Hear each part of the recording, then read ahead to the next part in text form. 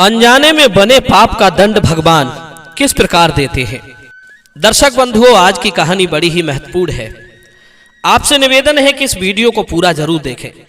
जाने अनजाने में होने वाले पाप किस तरह अपना असर दिखाते हैं। दोस्तों, ये तो सच है कि कर्म का पौधा एक दिन फलता फूलता जरूर है, चाहे वो कितने ही दिन बाद क्यों ना होगी। कर्म के पौधे की एक और खासियत होती है। जिस दिन हम जमीन में एक बीज बोते हैं और वही बीज समय के अनुसार वृक्ष का रूप लेकर बड़ा होता है तो कई गुना फल देता है, उसी तरह हमारा कर्म समय के अनुसार कई गुना ज्यादा फल के साथ हमें वापस मिलता है। कांटे बोने पर हमें कांटे मिलते हैं और फल बोने पर फल। परमात्मा हमें हमारा कर्म ब्याज सहित लौटाता है। उसके लिए अगर ये जन्म पर्याप्त नहीं हुआ तो अगले जन्म में लौटाता है, और अगला जन्म भी पर्याप्त नहीं हुआ तो फिर और अगले जन्म में लौटाएगा। आपको आपके कर्म का परिणाम मिलना ही मिलना है। यदि आप उसे नहीं लेना चाहेंगे तो भगवान के पास और भी तरीके हैं आपके कर्म का फल लौटाने की। भगवान के यहाँ हमारे छोटे से छोटे कर्म का भी हिसाब रहता है। जिस तरह सुनार के पास अमीर और गरीब दोनों की धरोहर का हिसाब रहता है। दोस्तों, कुछ कर्म हमसे जाने अनजाने में, हंसी दिल्लगी में, खेल कूद में हो जाते हैं, जिसका हिसाब हम तो भूल जाते हैं, पर परमात्मा अपने यहाँ उन्हें संभाल कर रखता है और समय के साथ उन्हें हमको ही वापस लौटा देता है। भगवान की अदालत में हमारे सूक्ष्म से सूक्ष्म कर्म का हिसाब भी होता है। मित्रों, किसी देश में एक राजा का राज्य अभिषेक हुआ था। अब से पहले वो एक आम नागरिक की तरह जीवन जी रहा था, लेकिन राजा बनते ही उसका जीवन पूरी तरह से बदल गया। उसकी जिंदगी में अनेकों प्रकार के सुख आ गए। राजा बनकर वो अपनी किस्मत को सराहने लगा कि मैं कितनी अच्छी मुहूर्त में जन्म लेकर आया हूं जो मुझे राज्य पद मिल गया। यही बात सोचते सोचते उसके दिमाग में एक और बात आ गई कि जब मेरा जन्म हुआ होगा तब उसी घड़ी में, उसी नक्षत्र में, उसी समय पर दुनिया में और भी हजारों लोगों ने जन्म लिया होगा। क्या वे सभी मेरी तरह राजा बने होंगे? मुझे तो नहीं लगता ऐसा हुआ होगा। यदि ऐसा नहीं हुआ है तो क्यों? राजा इसी बात को हर समय मन में लिए घूमता रहता था कि भगवान ने एक ही मुहूर्त में जन्मे लोगों को राजा क्यों नहीं बनाया। राजा ने इस पहेली को सुलझाने का बहुत प्रयास किया, किंतु उसे कहीं से भी इसका ठीक समाधान नहीं मिला। इसी सवाल का जवाब पाने के लिए राजा ने अपने दरबार में एक से एक विद्वान ज्योतिषाचार्यों को बुलाया। बड़े बड़े ज्ञानी ऋषियों को दरबार में बुलाया, पर कोई भी राजा की शंका का उचित हल नहीं दे सका। राजा के मन में प्रश्न अभी भी ज्यों के त्यों बना हुआ था कि जिस समय मैं पैदा हुआ उसी समय में पैदा होने वाले अन्य लोगों की कुंडली में राजयोग क्यों नहीं बना, केवल मैं ही राजा क्यों बना। राजा साहब कुछ भी करके इस प्रश्न का उत्तर जानना चाहते थे। राजा ने एक प्रण किया कि जब तक मैं इस प्रश्न का उत्तर ढूंढ ना लूंगा तब तक राजगद्दी पर नहीं बैठूंगा। उसने राज्य की जिम्मेदारी अपने मंत्रियों को सौंप दी और प्रश्न का उत्तर खोजने के लिए जंगल की ओर चल पड़ा। चलते चलते एक जंगल में पहुंचा। वहां उसने एक साधु की कुटिया देखी।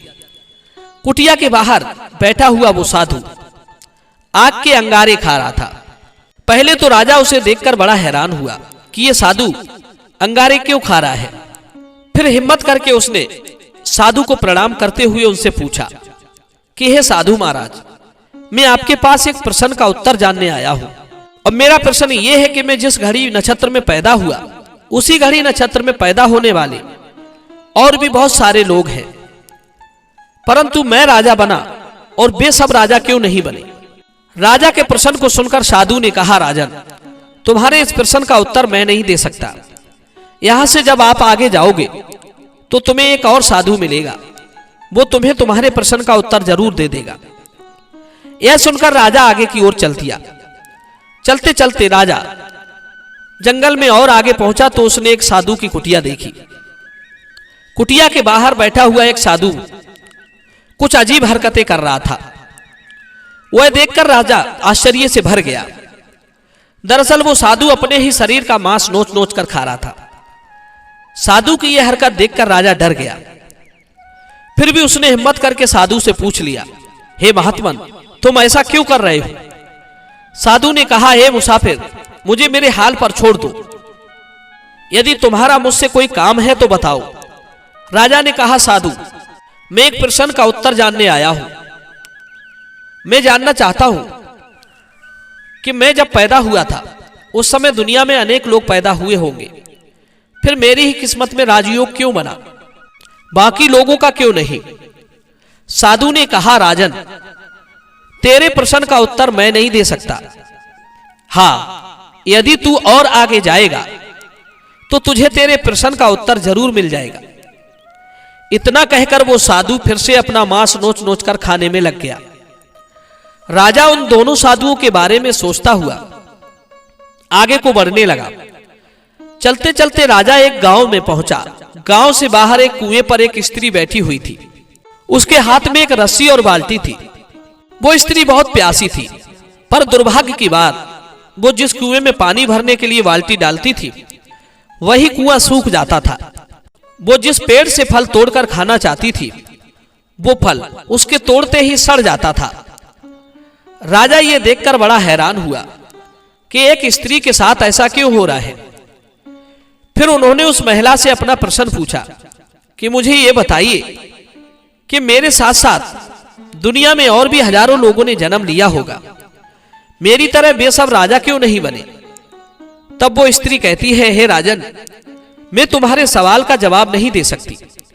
प्यास से मेरा दम निकला जा रहा है। तुम्हारे प्रश्न का उत्तर तुम्हारे ही शहर में एक निषाद के घर बालक जन्म लेगा।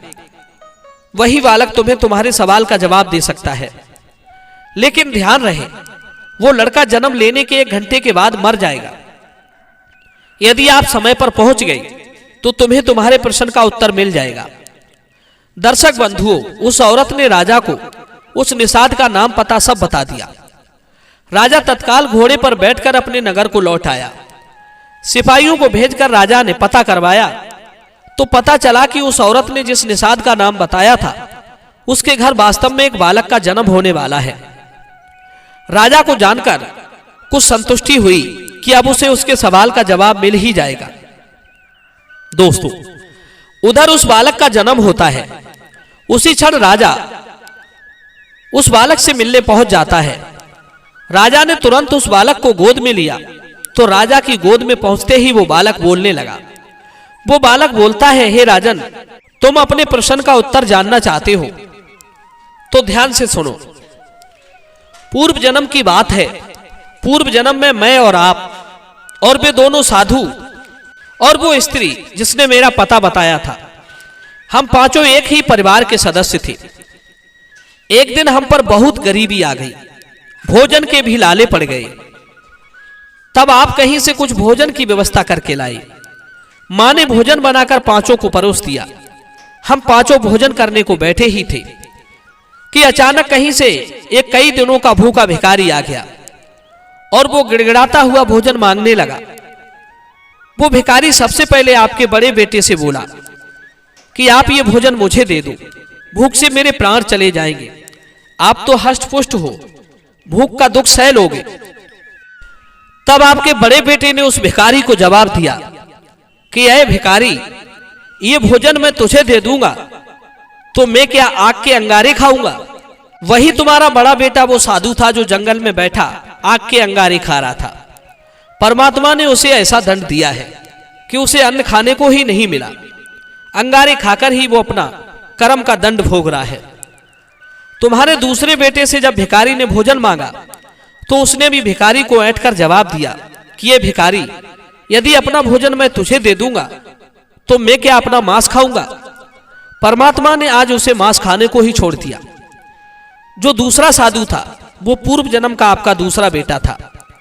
इसी तरह उस स्त्री से भिखारी ने भोजन मांगा तो उसने भी मना करते हुए कहा कि ये भोजन मैं आपको दे दूंगी तो मैं क्या भूखी प्यासी मरूंगी? इसीलिए वो स्त्री आज भूखी प्यासी मर रही है। तीसरा बेटा मैं आपका था।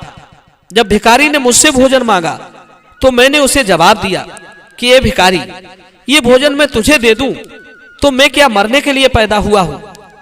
उसी पाप के कारण महाराज मैं जन्म लेने के कुछ समय बाद मर जाता हूं। अब तक ना जाने मैं कितने जन्म लेकर मर चुका हूं। जब उस भिखारी ने आपसे भोजन मांगा तो आपने अपने आगे का भोजन स्वयं न खाकर उस भिखारी को दे दिया। भिखारी आपको आशीष देकर चला गया। उसी पुण्य के प्रताप से आज आप राजा बने हैं और हम सब अपने कर्म का दंड भोग रहे हैं। राजन, दुनिया में जिसको जो कुछ मिलता है वो उसके पूर्व जनित कर्म फल होते हैं, और जो वो खोता है, कष्ट भोगता है, वो उसके बुरे कर्मों का परिणाम होता है। जाने अनजाने में हमारे द्वारा बना हुआ कर्म भविष्य में या अगले जन्म में अपना फल और कुफल जरूर दिखाता है। इसलिए मित्रों, हमें इस प्रकार से चलना चाहिए कि हमसे अनजाने में भी कोई पाप ना बन सके। पाप चाहे जानकर हो या अनजाने में, उसका परिणाम तो भोगना ही पड़ेगा। ऐसा नहीं है कि आपसे अनजाने में पाप बन गया तो उसका दंड आपको नहीं मिलेगा। दंड तो आपको मिलेगा ही मिलेगा। बुरा बुरा होता है, जानकर करो या अनजाने में। दोस्तों, राजा को अपने सवाल का जवाब मिल गया था। दर्शक बंधुओं, मैं उम्मीद करता हूं ये वीडियो जरूर पसंद आया होगा। तो चलिए अपनी कीमती राय कमेंट में दीजिए और मिलते हैं आपसे अगली वीडियो में एक और चर्चा के साथ। आप सभी का बहुत बहुत धन्यवाद। जय श्री कृष्ण।